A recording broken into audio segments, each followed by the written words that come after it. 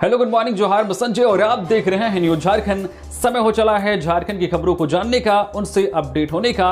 तो चलिए जानते हैं आज की 25 मुख्य बड़ी खबरों को। उससे पहले अगर आप न्यूज झारखंड चैनल पे नए हैं तो प्लीज चैनल को सब्सक्राइब करके बेल आइकन प्रेस कर दीजिए, जिससे आप तक झारखंड की हर एक छोटी बड़ी खबर का अपडेट आप तक पहुंचता रहे। तो चलिए शुरुआत करते हैं आज की पहली और महत्वपूर्ण बड़ी खबर से। सरकारी स्कूलों को मिलेंगे नए शिक्षक। आज 1042 सहायक आचार्यों को नियुक्ति पत्र सौंपेंगे मुख्यमंत्री हेमंत सोरेन। झारखंड में सरकारी स्कूलों की शिक्षा व्यवस्था को मजबूत करने की दिशा में आज बड़ा कदम उठाया जाएगा। मुख्यमंत्री हेमंत सोरेन आज 29 जून को रांची के खिलगांव स्थित कार्यक्रम में 1042 नवनियुक्त सहायक आचार्यों को नियुक्ति पत्र सौंपेंगे। इनमें कक्षा 1 से 5 तक के लिए 274 और कक्षा 6 से 8 के लिए 768 सहायक आचार्य शामिल हैं। लंबे समय से शिक्षकों की कमी झेल रहे कई सरकारी स्कूलों को इससे नए शिक्षक मिलेंगे, जिससे विद्यार्थियों की पढ़ाई और शैक्षणिक व्यवस्था को मजबूती मिलेगी। राज्य सरकार ने प्राथमिक और मध्य विद्यालयों में कुल 26,000 सहायक आचार्यों की नियुक्ति का लक्ष्य रखा है, जिसके तहत चरणबद्ध तरीके से भर्ती प्रक्रिया जारी है। अब तक 12,500 से अधिक शिक्षकों की भर्ती हो चुकी है। शिक्षा विभाग के अनुसार कई विद्यालयों में वर्षों से शिक्षक के पद खाली थे और कुछ स्कूल एक ही शिक्षक के भरोसे संचालित हो रहे थे। नई नियुक्तियों से ऐसे स्कूलों को बड़ी राहत मिलने की उम्मीद है। नियुक्ति पत्र वितरण समारोह में राज्य भर से चयनित अभ्यर्थी शामिल होंगे। सरकार का कहना है कि आने वाले चरणों में भी शेष रिक्त पदों पर नियुक्तियां कर सरकारी स्कूलों में गुणवत्तापूर्ण शिक्षा व्यवस्था को और मजबूत किया जाएगा। झारखंड वासी हो जाएं सावधान। 30 जून और 1 जुलाई को कई जिलों में झमाझम बारिश के आसार। मौसम विभाग ने जारी किया अलर्ट। तो झारखंड में मानसून अब धीरे धीरे रफ्तार पकड़ रहा है। मौसम विभाग के अनुसार 3 जुलाई तक राज्य में आमतौर पर आसमान में बादल छाए रहेंगे तथा कई इलाकों में गरज चमक, वज्रपात और तेज हवाओं के साथ बारिश होने की संभावना है। हालांकि आज 29 जून को भी रांची समेत राज्य के लगभग सभी जिलों में हल्के से मध्यम दर्जे की बारिश, 30 से 40 किलोमीटर प्रति घंटे की रफ्तार से तेज हवाएं और वज्रपात की आशंका जताई गई है। इस दौरान रांची, खुंटी, गुमला, लोहरदगा, सिमडेगा, पूर्वी एवं पश्चिमी सिंहभूम, सरायकेला, खारसमा, बोकारो और हजारीबाग में कहीं कहीं भारी बारिश भी हो सकती है, जबकि अन्य जिलों में भी रुक रुक कर बारिश का दौर जारी रहने की संभावना है। हालांकि 30 जून और 1 जुलाई को मानसून की सक्रियता और अधिक बढ़ने की उम्मीद है। मौसम विभाग के मुताबिक 30 जून को बोकारो, गिरिडीह, देवघर, धनबाद, जामताड़ा, पाकुड़, दुमका, साहिबगंज और गोड्डा में भारी बारिश का पूर्वानुमान है। वहीं 1 जुलाई को रांची, खुंटी, पूर्वी सिंहभूम, पश्चिमी सिंहभूम, सरायकेला, खारसावा, रामगढ़, बोकारो, धनबाद, जामताड़ा, देवघर, दुमका, पाकुड़, गोड्डा और साहिबगंज समेत कई जिलों में 60 से 100 मिलीमीटर तक बारिश होने की संभावना जताते हुए येलो से ऑरेंज अलर्ट जारी किया गया है। मौसम वैज्ञानिकों के अनुसार राज्य में अब तक सामान्य से करीब 62% कम बारिश दर्ज की गई है। अल नीनो के प्रभाव से मानसून की शुरुआत धीमी रही है, लेकिन अब आने वाले दिनों में बारिश की गतिविधियों में तेजी आने की उम्मीद है। झारखंड में आज से घर घर पल्स पोलियो अभियान। रांची समेत सभी जिलों में 0 से 5 साल के बच्चों को पिलाई जाएगी दवा। झारखंड में 3 दिवसीय राष्ट्रीय पल्स पोलियो अभियान का पहला चरण रविवार को सफलतापूर्वक संपन्न हुआ। रांची समेत राज्य के सभी जिलों में जनप्रतिनिधियों और प्रशासनिक अधिकारियों ने बच्चों को पोलियो की 2 बूंद पिलाकर अभियान की शुरुआत की। रांची के सदर अस्पताल में महापौर रोशनी खलगो, विधायक CP सिंह, NHM के अभियान निदेशक शशि प्रकाश झा और civil surgeon doctor Prabhat Kumar की मौजूदगी में अभियान का शुभारंभ हुआ। स्वास्थ्य विभाग ने बताया है कि आज 29 जून और कल 30 जून को स्वास्थ्यकर्मी, सहिया, आंगनबाड़ी सेविकाएं और विशेष टीमें घर घर जाकर 0 से 5 वर्ष तक के उन बच्चों को पोलियो की खुराक पिलाएगी जो रविवार को बूथ तक नहीं पहुंच सके। स्वास्थ्य विभाग के अनुसार इस बार पूरे झारखंड में 61 लाख से अधिक बच्चों को पोलियो की दवा पिलाने का लक्ष्य रखा गया है। इसके लिए 24,507 बूथों के साथ रेलवे स्टेशन, बस स्टैंड, बाजार और अन्य सार्वजनिक स्थानों पर भी विशेष टीमें तैनात की गई है। अधिकारियों ने अभिभावकों से अपील की है कि वे अपने बच्चों को पोलियो की खुराक जरूर दिलाएं, क्योंकि भारत पोलियो मुक्त है, लेकिन इस उपलब्धि को बनाए रखने के लिए हर बच्चे तक 2 बूंद जिंदगी की पहुंचाना बेहद जरूरी है।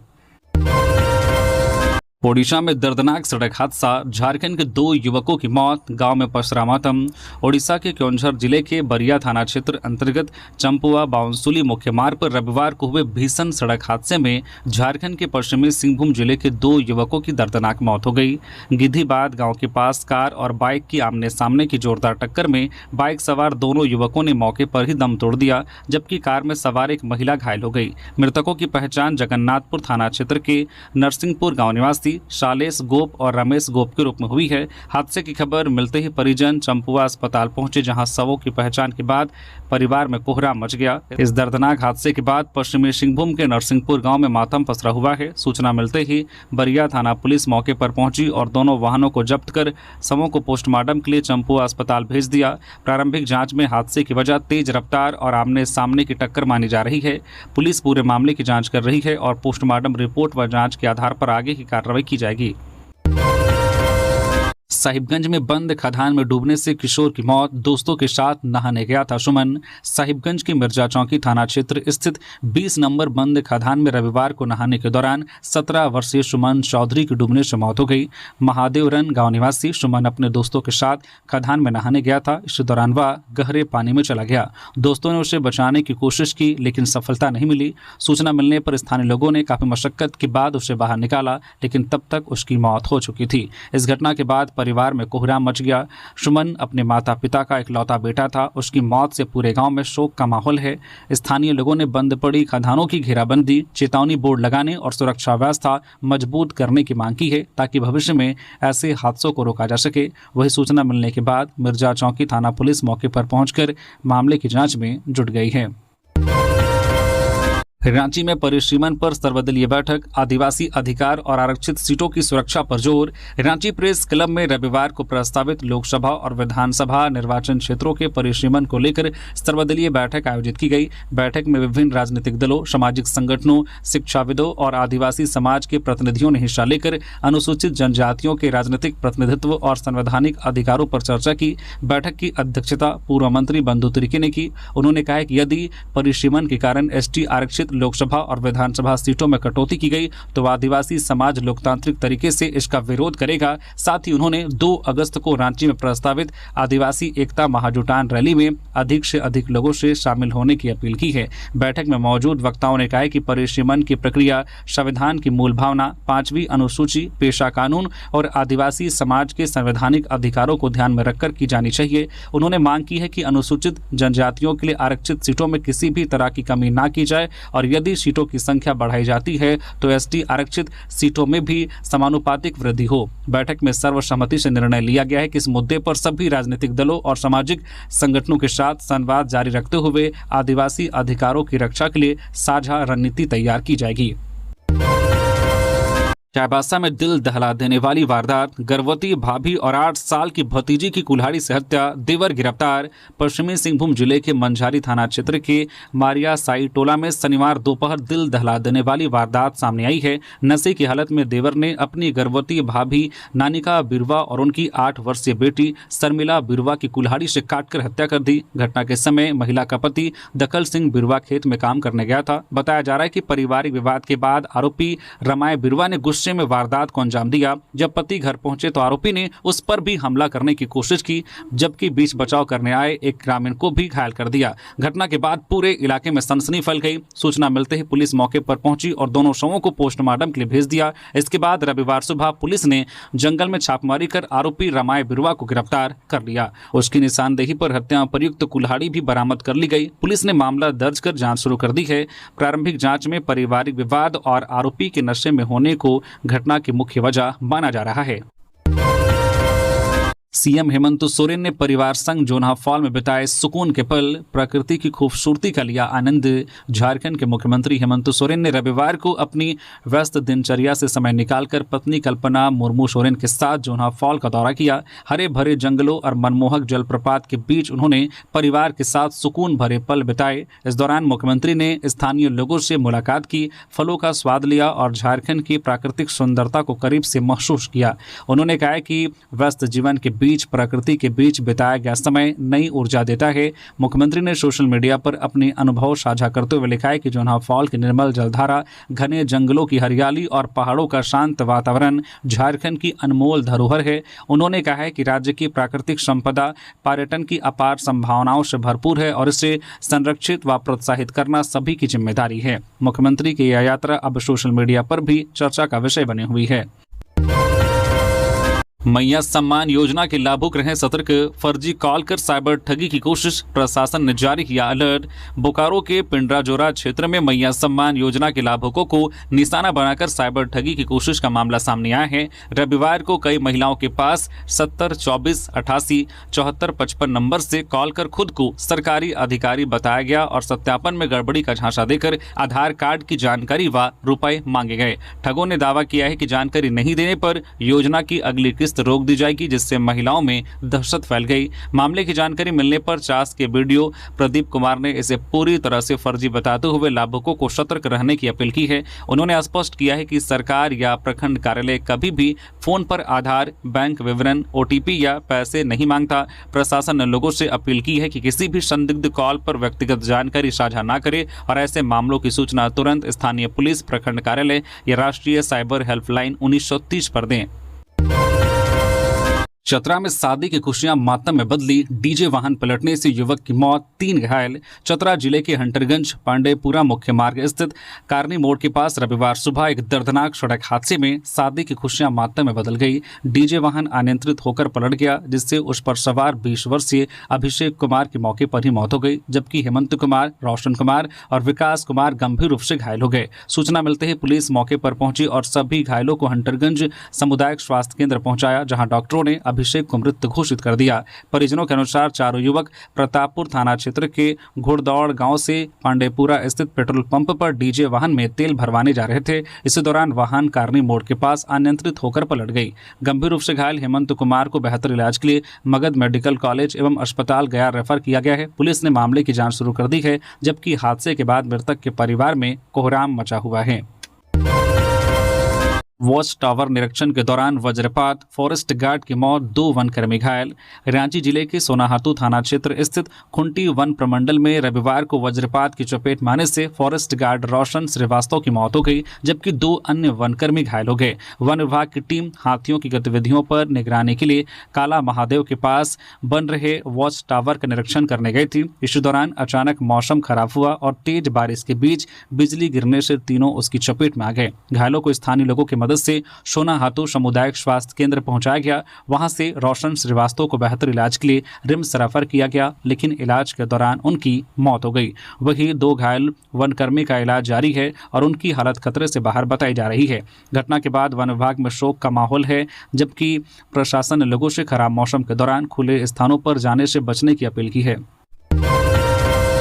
जेएसएससी उत्पाद सिपाही भर्ती 2023 मेडिकल टेस्ट 1 जुलाई से 1941 अभ्यर्थियों के लिए शेड्यूल जारी। झारखंड कर्मचारी चयन आयोग जेएसएससी ने उत्पाद सिपाही भर्ती 2023 के तहत मेधा सूची में शामिल 1941 अभ्यर्थियों के मेडिकल टेस्ट का कार्यक्रम जारी कर दिया है।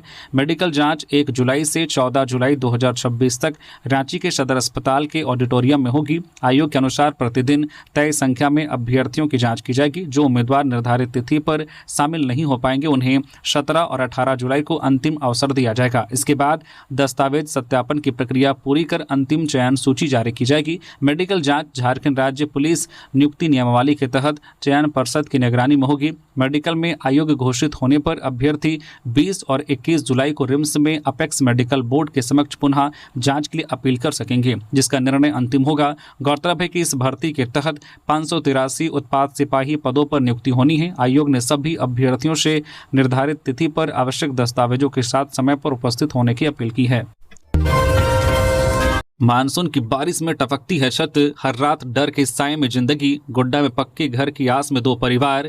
गोड्डा जिले के मेहरमा प्रखंड की धनकुड़िया पंचायत स्थित भैरवनगर गांव में शोभा और छोटी का परिवार वर्षों से जर्जर झोपड़ीनुमा कच्चे मकान में रहने को मजबूर हैं। मानसून की आंधी बारिश में दरकी हुई मिट्टी की दीवारें और खपरेल की टूटी छत कभी भी गिरने का डर बना रहता है। तेज हवा और वज्रपात के दौरान पूरा परिवार रात भर जागकर बच्चों की सुरक्षा की चिंता करता है। कई बार मूसलाधार बारिश के दौरान उन्हें घर छोड़कर सरकारी पंडाल में शरण लेनी पड़ती है। दोनों परिवार करीब 30 वर्षों से सरकारी जमीन पर रह रहे हैं और अब भी पक्के आवास की आस लगाए बैठे हैं। परिजनों का आरोप है कि उनका नाम कई बार सरकारी आवास योजना की सूची में आया, लेकिन आवास नहीं मिला। उनका कहना है कि स्थानीय मुखिया ने आवास स्वीकृत कराने के बदले 20 से 25 हजार रुपए रिश्वत की मांग की, जबकि दिहाड़ी मजदूर करने वाले इस परिवार के लिए इतनी रकम जुटाना संभव नहीं है। भूमिहीन होने के कारण उनके पास अपना घर बनाने की भी व्यवस्था नहीं है। परिवार की मांग है कि उन्हें जल्द सरकारी आवास उपलब्ध कराया जाए ताकि मासूम बच्चों के साथ सुरक्षित जीवन जी सकें। चतरा में 912 किलो डोडा जब्त, 1 करोड़ 36 लाख की खेप बरामद, यूपी भेजने की थी तैयारी। चतरा पुलिस ने लावालौंग थाना क्षेत्र में बड़ी कार्रवाई करते हुए 912 किलोग्राम अवैध डोडा जब्त किया है, जिसकी अनुमानित कीमत करीब 1 करोड़ 36 लाख रुपए बताई जा रही है। गुप्त सूचना के आधार पर सिमरिया एसडीपीओ शुभम नागरगोजे के नेतृत्व में गठित टीम ने ग्राम होसिर स्थित एक पुराने मकान में छापेमारी कर बोरियों में छिपा कर रखा गया डोडा बरामद किया। हालांकि पुलिस के पहुंचने से पहले तस्कर मौके से फरार हो गए।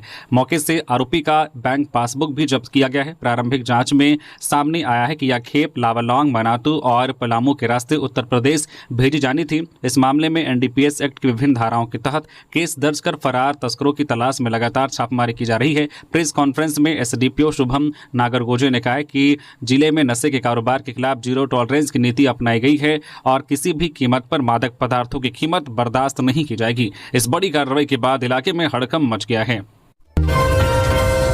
रांची में वज्रपात से युवा किसान की मौत, खेत से मवेशी लाने गया था रवि तिग्गा। रांची के बेड़ो थाना क्षेत्र के सेमरा गांव में रविवार दोपहर वज्रपात की चपेट में आने से 25 वर्षीय युवा किसान रवि तिग्गा की मौत हो गई। जानकारी के अनुसार रवि तिग्गा खेत के पास गुड़गुड़िया दोन से बंधे मवेशी को लाने गया था। इसी दौरान तेज गरज चमक के साथ हुई वज्रपात की चपेट में आने से उसकी मौके पर ही मौत हो गई। सूचना मिलते ही बेड़ो थाना पुलिस मौके पर पहुंची और शव को कब्जे में लेकर पोस्टमार्टम के लिए रिम्स भेजने की प्रक्रिया शुरू की। युवा किसान की मौत से पूरे गांव में शोक का माहौल है। पत्नी सुमति उरांव समेत परिजनों का रो रो कर बुरा हाल है। घर के एकमात्र कमाऊ सदस्य की मौत से परिवार पर आर्थिक संकट भी गहरा गया है। स्थानीय जनप्रतिनिधियों ने प्रशासन से पीड़ित परिवार को प्राकृतिक आपदा राहत के तहत मुआवजा देने की मांग की है। रामगढ़ में बंद खदान के गड्ढे में डूबने से 15 वर्षीय किशोरी की मौत, सीपीआर देकर बचाने की कोशिश नाकाम। रामगढ़ थाना क्षेत्र के हेंसला महुआटांड़ गांव में रविवार को बंद खदान के पानी से भरे गड्ढे में डूबने से 15 वर्षीय रोशनी कुमारी की मौत हो गई। वह गांव के अन्य बच्चों के साथ खदान में नहाने गई थी। इसी दौरान उसका पैर फिसल गया और वह गहरे पानी में चली गई। बच्चों के शोर मचाने पर ग्रामीण मौके पर पहुंचे और काफी मशक्कत के बाद उसे बाहर निकाला गया। स्थानीय लोगों ने सीपीआर देकर उसकी जान बचाने की कोशिश की, लेकिन तब तक काफी देर हो चुकी थी। बताया जा रहा है कि जिस खदान में यह हादसा हुआ है वह 10 से 15 साल पहले बंद हो चुकी है, लेकिन बरसात में उसमें पानी भर जाने से लोग अब भी वहां नहाने जाते हैं। घटना के बाद गांव में शोक और आक्रोश का माहौल है। ग्रामीणों ने प्रशासन से ऐसे सभी खतरनाक खदान गड्ढों को तत्काल भरवाने की मांग की है। सूचना मिलने पर पुलिस मौके पर पहुंची और मामले की जांच शुरू की। जमशेदपुर में डिजिटल अरेस्ट के नाम पर 4 लाख की साइबर ठगी, फर्जी सीबीआई अफसर बनकर बनाया शिकार। जमशेदपुर के गोलमुरी थाना क्षेत्र स्थित केबल टाउन में साइबर अपराधियों ने डिजिटल अरेस्ट का डर दिखाकर एक व्यक्ति से 4 लाख रुपए की ठगी कर ली। जानकारी के अनुसार शनिवार को पीड़ित के मोबाइल पर एक अज्ञात नंबर से कॉल आया।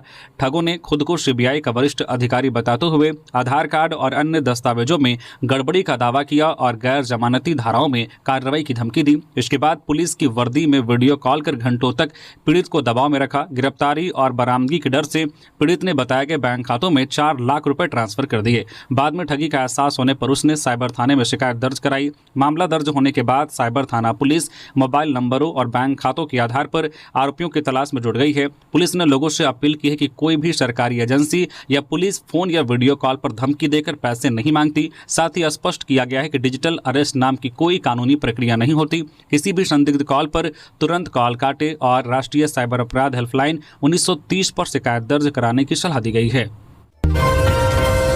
चतरा में जेएमएम का बूथ सम्मेलन, बीएलए प्रशिक्षण शिविर में संगठन मजबूती पर जोर।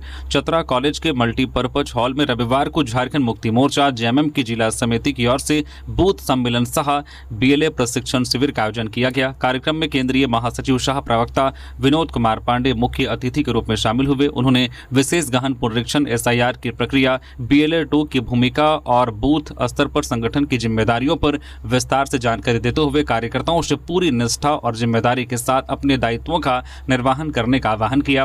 कार्यक्रम की अध्यक्षता जिला अध्यक्ष नीलेश ग्यासेन ने की, जबकि संचालन जिला सचिव चंद्रदेव साहू ने किया। इस दौरान जिले के सभी प्रखंडों से बड़ी संख्या में बीएलए 2 पदाधिकारी, बूथ स्तरीय कार्यकर्ता और पार्टी पदाधिकारी शामिल हुए। सभी ने निर्वाचन प्रक्रिया से जुड़े दिशा निर्देश प्राप्त किए और संगठन को बूथ स्तर तक मजबूत बनाने का संकल्प लिया। रांची से अमरनाथ यात्रा के लिए 82 श्रद्धालुओं का पहला जत्था रवाना। 6 जुलाई को करेंगे बाबा बर्फानी के दर्शन। रविवार को रांची के पहाड़ी मंदिर से अमरनाथ यात्रा के लिए 82 श्रद्धालुओं का पहला जत्था श्रद्धा और उत्साह के साथ रवाना हुआ।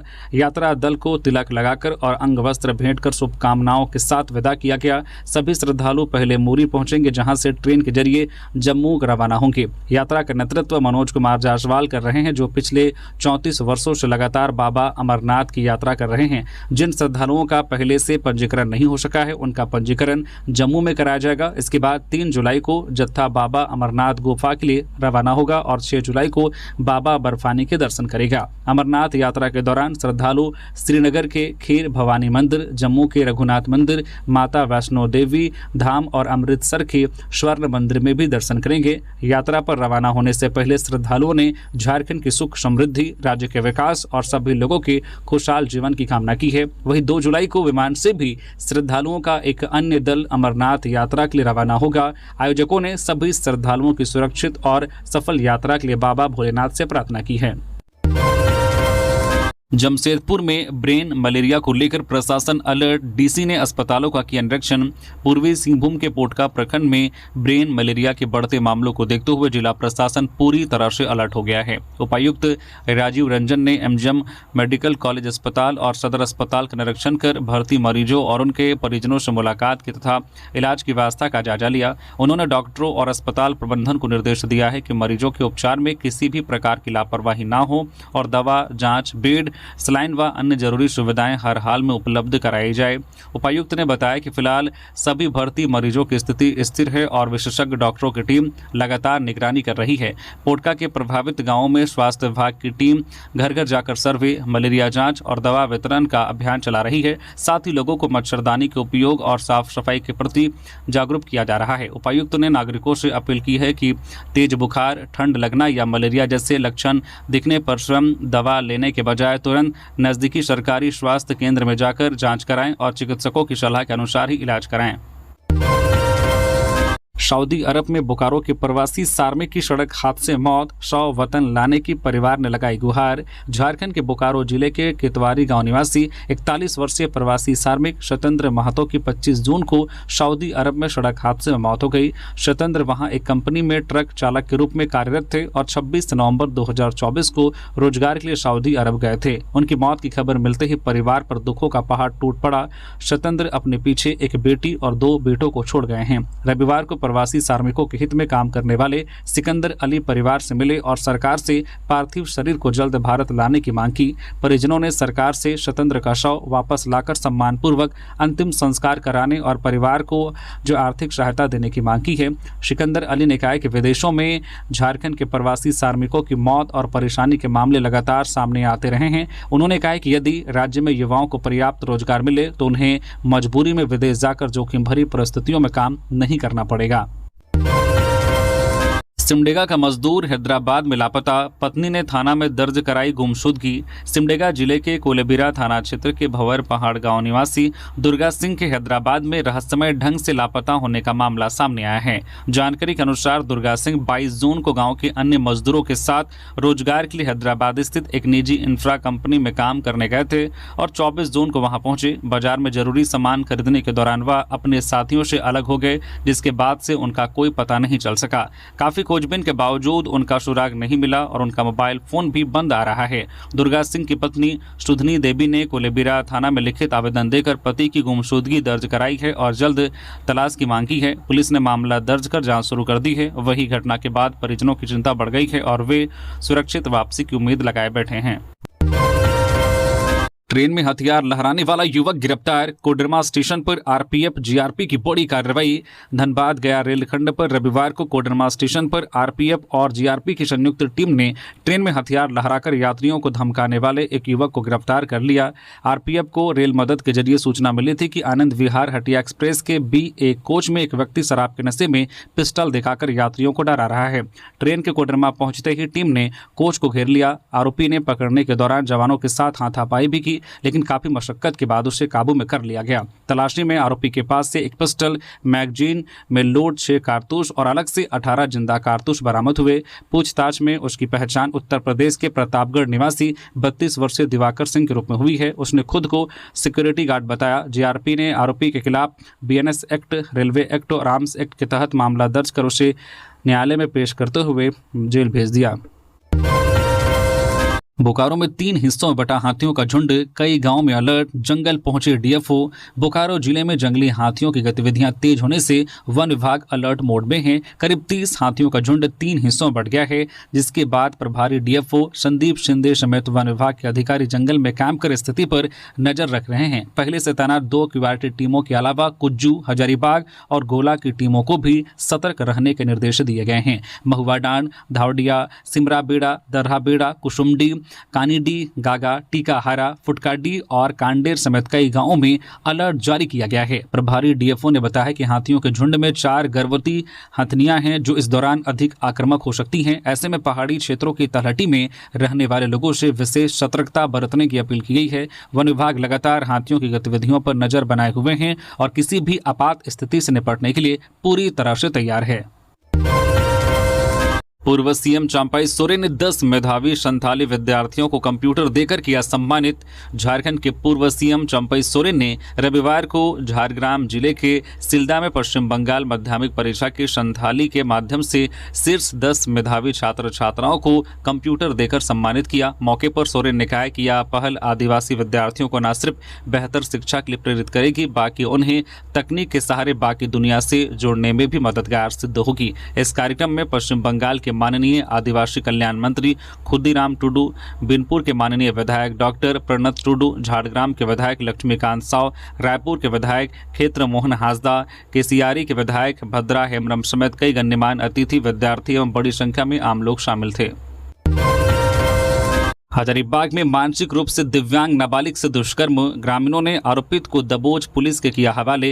हजारीबाग जिले के मुफस्सिल थाना क्षेत्र के तरवा खरवा गांव में मानसिक रूप से दिव्यांग नाबालिग से दुष्कर्म का गंभीर मामला सामने आया है। पीड़िता की मां अंजू देवी के अनुसार वह शनिवार दोपहर बकरी चराने गई थी। शाम करीब 5 बजे लौटने पर उन्होंने गाँव के प्रभु महतो उर्फ कैला महतो को घर के भीतर उनकी नाबालिग बेटी के साथ दुष्कर्म करते देखा। आरोप है कि आरोपित ने बच्ची के साथ मारपीट भी की, जिससे वह बेहोश हो गई। महिला के शोर मचाने पर ग्रामीण मौके पर पहुंचे और आरोपित को पकड़ लिया गया और पुलिस को सूचना दी। मुफस्सिल थाना पुलिस ने आरोपित को हिरासत में लेकर मामला दर्ज किया तथा पीड़िता को चिकित्सीय जांच के लिए मेडिकल कॉलेज अस्पताल भेजते हुए आगे की कानूनी कार्रवाई शुरू कर दी है।